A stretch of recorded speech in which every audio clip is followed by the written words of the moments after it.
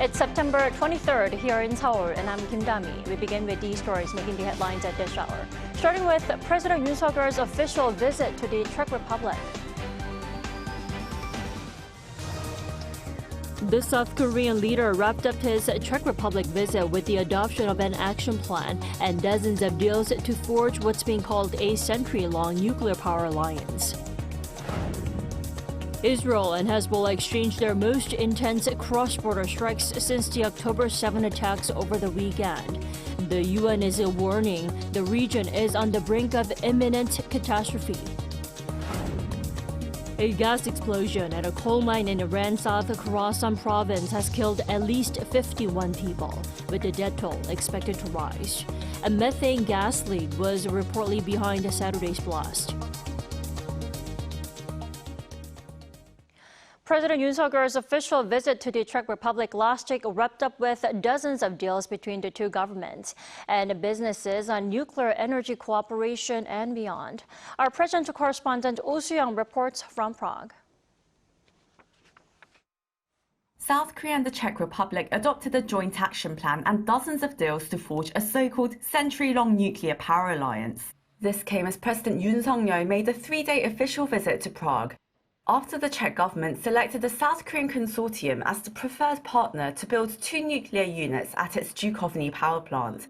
Yoon's trip aimed to lay the groundwork to secure the final contract, with the two governments agreeing on a set of joint measures to develop their strategic partnership, which marks a 10-year milestone in 2025. The signing of 13 memorandums of understanding related to nuclear cooperation signifies that the institutional foundation has been firmly established. The Korea-Czech Nuclear Power Alliance means cooperation across the entire nuclear ecosystem, including technology, operations, research and development, and workforce training. Regarding complications posed by US firm Westinghouse, which claims intellectual property rights over Korean nuclear reactor designs, the official hinted Seoul is working with Washington to overcome the dispute and forge a win-win partnership.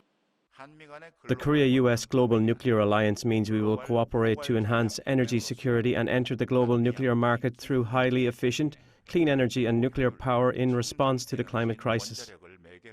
With over 50 MOUs concluded during his trip, Yoon also sought to ramp up cooperation with Prague in areas beyond nuclear energy. The bilateral trade and investment promotion framework aims not only to expand trade and investment, but also collaborations across various industries. A new supply chain and energy dialogue will cover advanced manufacturing, supply chains, carbon-free and civil nuclear energy. Further deals aim to foster cooperation in batteries, railroads and transport infrastructure, and reconstruction projects in Ukraine. Joint research and development between academic institutions will expand roughly 20-fold, with South Korea increasing its contribution to $37 million over the next decade. Joint research areas will expand from mainly bio, chemicals, and materials to common areas of interest, such as aerospace, nuclear energy, AI, digital, and quantum science and technology. Competence in advanced science and technology is directly linked to national competitiveness, and recently, global cooperation has been reorganized among countries with shared values. Underpinning all areas of cooperation are the two countries' shared values of freedom, democracy, and rule of law amid growing geopolitical rifts and challenges. In this regard, they agree to work together to develop standards on cyberspace, collaborate on defense, and promote closer cooperation between Korea and the North Atlantic Treaty Organization. Prague also expressed support for Yoon's approach to peaceful unification with North Korea and efforts to denuclearize the regime. Marking 35 years of diplomatic relations next year, Seoul and Prague will implement their joint action plan for strategic partnership until 2027. Oh Soo-young, Arirang News, Prague. And to discuss more about President Yoon's visit there, we have our top office correspondent Kim Do-yeon here with us in the studio. Welcome back, Do-yeon. Thank you. So the Korea-Czech Nuclear Power Alliance means cooperation across the entire nuclear ecosystem, including operations and research and development. Tell us more about that first. Dami, that's right. To put that in specific numbers, There were 13 documents that were signed by parties from the two countries in light of President Yoon's visit to the Czech Republic. And as you quoted, these 13 touch on all aspects to nuclear cooperation. But let's look at three main ones highlighted by the Senior Secretary for Economic Affairs. First is a major nuclear power cooperation MOU between South Korea's Ministry of Trade, Industry and Energy and Czech's Ministry of Industry and Trade. This one basically touches on all aspects of cooperation when it comes to the intergovernment interactions. Second is the steam turbine supply confirmation agreement between Korea Hydro and Nuclear Power and Tucson Enerbility and Tucson Skoda Power, which guarantees that Tucson Skoda Power will supply steam turbines for the Dukovany power plant. Third is the Nuclear Power Cooperation Center MOU between Korea Electric Power Corporation International Grad School and the Czech Republic's Brno University of Technology. This one pertains to the Korean grad school hosting Czech students to foster local talents for the operation of the Dukovany power plant going forward. And as President Yoon visited the city of Pilsen on Friday, where much of the production for the upcoming nuclear power plant will happen, he pledged Team Korea will deliver. President Yoon expressed his gratitude once again to the Czech government and its people for selecting Team Korea as the preferred bidder for the Czech nuclear power plant construction project. He also proposed that they faithfully implement the 13 agreements made in Pilsen and open a new future together, leading a global nuclear renaissance. Now, prior to his trip, though, there have been concerns over the project being finalized. U.S. firm Westinghouse and France's EDF appealed the decision by the government. Now, the alliance makes it seem like everything is solved and good to go, doesn't it?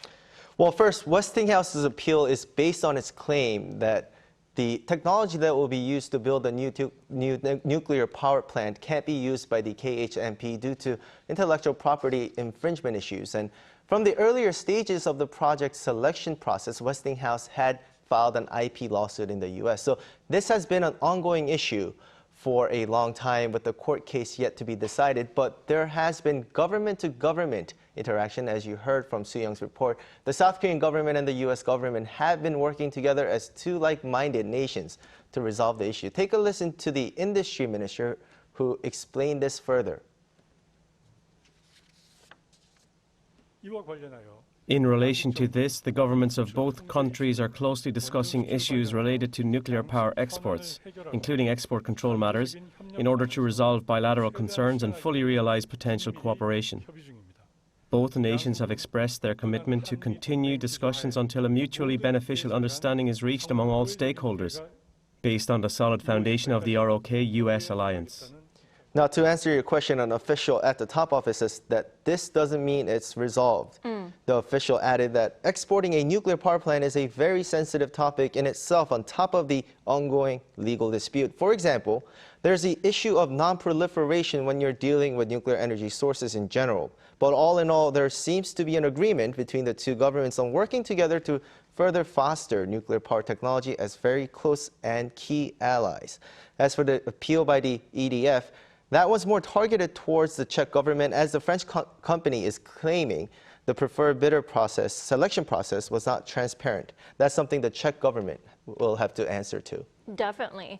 Now, Do-yeon, before you go, could you tell us more about this Dukovany project to remind our viewers? Sure. It is building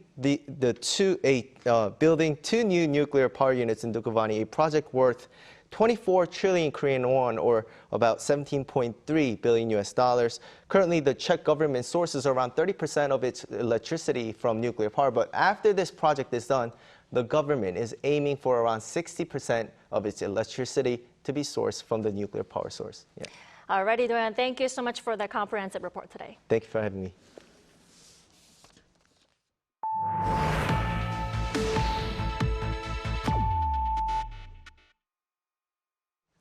Israel and Hezbollah have taken a step closer to all-out war after the militant group fired over 100 rockets towards Israel on Sunday.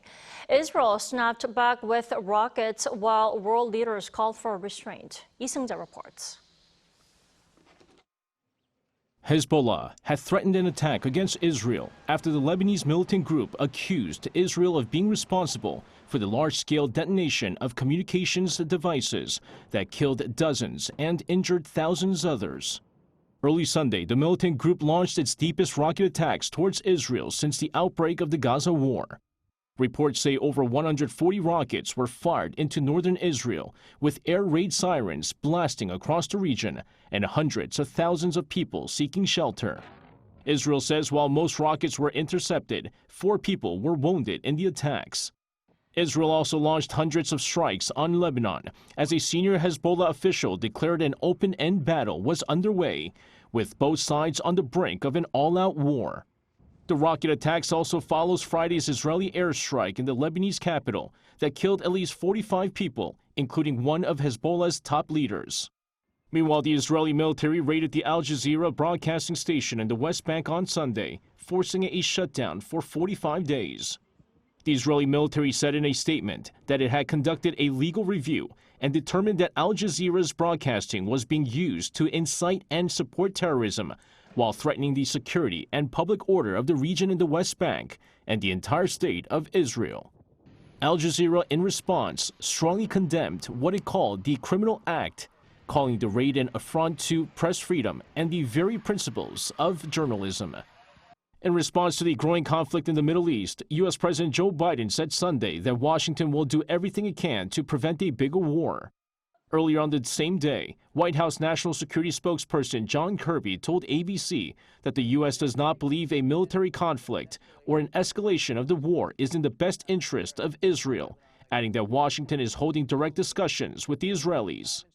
Speaking to CNN, UN Secretary General Antonio Guterres said he fears the possibility of transforming Lebanon into another Gaza. UN Special Coordinator for Lebanon also warned that the Middle East was on the brink of an imminent catastrophe, adding that no military solution would make either side safe. Lee Seung-jae, Arirang News. North Korea continued its so-called gray zone provocations on Sunday by sending more trash-carrying balloons into the south. According to the Joint Chief of Staff, the North resumed its balloon campaign 4 days after a similar launch. The JCS warned that the balloons may float toward Seoul and the surrounding Gyeonggi-do province. Now, North Korea sent thousands of trash-carrying balloons since late May in response to Pyongyang anti-Pyongyang leaflets sent across the border by South Korean activists and North Korean defectors. Southern regions of the country saw heavy downpours over the weekend, with torrential rain uncommon for South Korea in the fall. The record-heavy rain caused more than 1,500 people to be evacuated, and several casualties were reported with at least 1 dead. Gyeongsangnam-do province saw more than 180 cases of damage to facilities due to landslides, among other causes, and more than 30 rescue operations as well. Daesungdong Tumulai, a UNESCO World Heritage Site located in the province, also collapsed. The authorities said it was difficult to predict when roads that collapsed into nearby streams would be repaired, while submerged buildings and houses are still being restored. 2 of the world's largest semiconductor manufacturers, Samsung Electronics and TSMC, have discussed building huge chip-making factory complexes in the UAE. The Wall Street Journal, citing unnamed sources, reported this on Sunday and stated that the South Korean tech giant is considering the UAE construction in the coming years. The Wall Street Journal added that the Taiwanese company mentioned its complex will have features found on some of its most advanced facilities in Taiwan. Now, under the initial terms being discussed, the projects would be funded by the UAE, with the total value of the two expected to exceed more than $100 billion. Though the goal is to increase global chip production, as discussions are still in their early phases, the project may face technical obstacles moving forward. This year, we've seen several Korean musicals take the stage internationally, even in places considered the home of musicals. Now, what's behind the rising popularity of Korean musicals? Our culture correspondent Song Yujin tells us. Broadway is a stage that many in the musical world dream of, having been the epicenter of theatrical magic for centuries. Among the bright lights and grand theaters is the Broadway Theater, one of the largest in New York City. Since April, it's been home to the musical, The Great Gatsby. The mastermind behind this show is Korean musical producer Shin Chun-soo, the first Asian to solely lead produce a Broadway musical. Producing one of America's most beloved stories was a challenging task.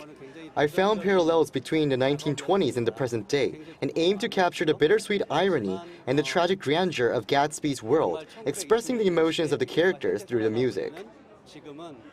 With no set closing date, the production is on an open run, aiming for 5 years. This means the show will keep running as long as there is an audience wanting to see it. But The Great Gatsby is just one part of a larger story. Earlier this year, Marie Curie made a successful West End debut in London at the Charing Cross Theatre. And just this month, Frida, the Last Night Show, had its US premiere at the University of Southern California's Bing Theater. So what exactly is fueling the rise of Korean musicals on the international stage? Industry insiders say it's a combination of quality and passion. Actress Kim So-hyang, who starred in both Frida and Marie Curie in Korea, reflects on how far Korean musicals have come. I believe it's our relentless dedication to creating something extraordinary. There's a special charm in how we craft these stories. For example, with Frida, the powerful narratives that let women voice their strength seem to mesmerize the audience. For years, word has spread among foreign producers about the quality of Korean musicals and the talent of our actors. Government support has also helped smaller productions find opportunities abroad.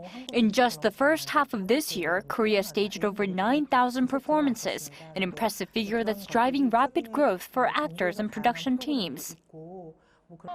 To keep the momentum going and help Korean musicals shine even brighter on the global stage, tailored support is essential. The government has been supporting small original works, allowing for creative experimentation. However, larger productions need more flexibility, and the government could assist by providing infrastructure like rehearsal space or production studios. To help musicals expand internationally, it could also address regulatory barriers that hinder exports. We need to build tryout theatres where shows can test their material before full-scale premieres. Currently, musicals often jump straight from rehearsals to opening night without the chance to refine their performances. Through these efforts, Korean musicals will be able to capture the hearts of more audiences around the world. 송유진, Arirang News.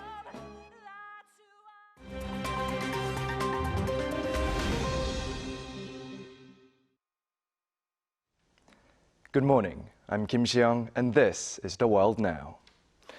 We begin in Iran's South Khorasan province, where an explosion at a coal mine on Saturday killed at least 51 people and injured more than 20. According to state-run IRNA news on Sunday, the explosion at the Tabas coal mine was caused by a methane gas leak.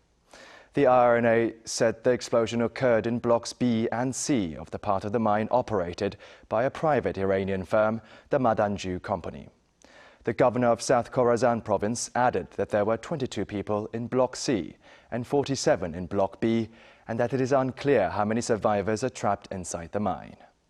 Iranian President Masoud Pezeshkian expressed condolences to the victims' families in televised comments, saying that we will do our best to follow up. The Tabas coal mine, located some 540 kilometers southeast of the capital Tehran, covers an area over 30,000 square kilometers and is considered the richest and largest coal area in Iran, according to the IRNA. Sri Lanka's presidential election on Saturday went into a second round of counting for the first time in its history, and left-leaning politician Anura Kumara Dissanayake has been declared the winner. Now, Saturday's election results showed Dissanayake with 42.31% of votes, while his closest rival, opposition leader Sajith Premadasa, tallied in at 32.76%. After no candidates managed to receive 50% of the total votes required for an election victory, Sri Lanka's election commission called for a second round of counting, which pointed to Disanayake's victory, with over 1.2 million more votes received compared to Premadasa. Dissanayake, the 55-year-old leader of Sri Lanka's leftist JVP party, promised to revive the economy of his debt-ridden island nation by developing the agriculture, manufacturing and IT sectors, while showing commitment to continue the deal with IMF to bail Sri Lanka out of its economic crisis. Sri Lanka, following a recession that began in 2019, opted to default on its foreign debt in April 2022. The international diplomatic community at the Summit of the Future in New York adopted a Pact for the Future by consensus on Sunday. World leaders gathered at the UN headquarters on Sunday for the first day of the two-day Summit of the Future, where the blueprint for the future tackling environmental threats, technological challenges and wars was adopted by UN member states by consensus, while 7 countries, including Russia, voted against it. UN Secretary-General Antonio Guterres described the adopted Pact for the Future as a landmark agreement that was, quote, a step change towards more effective, inclusive, networked multilateralism. Now, the 42-page document outlines 56 actions, including the intent to reform the UN Security Council by creating 2 permanent seats for African states, and 1 seat to be rotated among small island developing nations, and an adjustment of the international financial system in favor of developing countries in the global south. The World 25-meter pole climbing championship returned to Ulster, England on Saturday, where participants in the exciting biannual event raced to the top of the 25-meter pole. In a sport where speed and skill is essential, climbers use spiked shoes and a harness, along with other safety equipment, to reach the top of the pole and hit the buzzer. The winners of the 2024 edition were 27-year-old Dan Whelan in the men's category, clocking in at 9.9 seconds to win his 4th World Championship title, while Chloe Bernard took the top prize in the women's competition. Whelan also holds the world record of 8.8 seconds.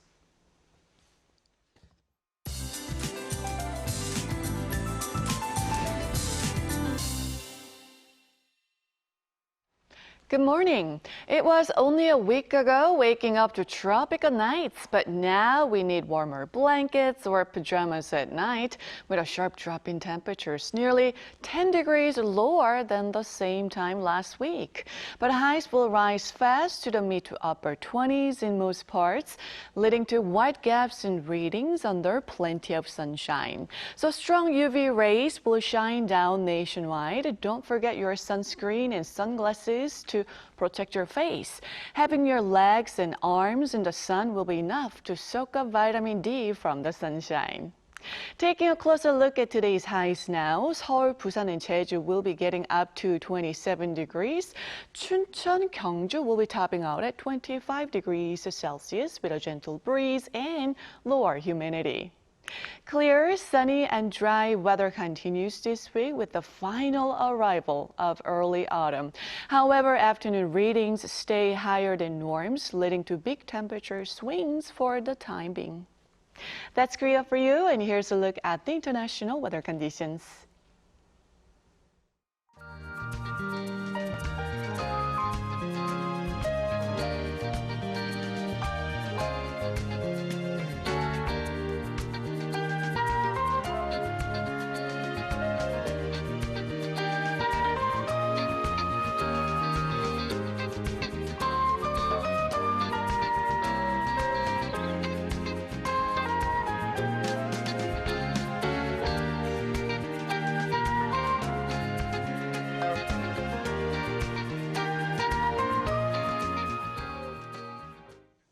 We thank you for watching New Day at Arirang. Have a wonderful start to the week.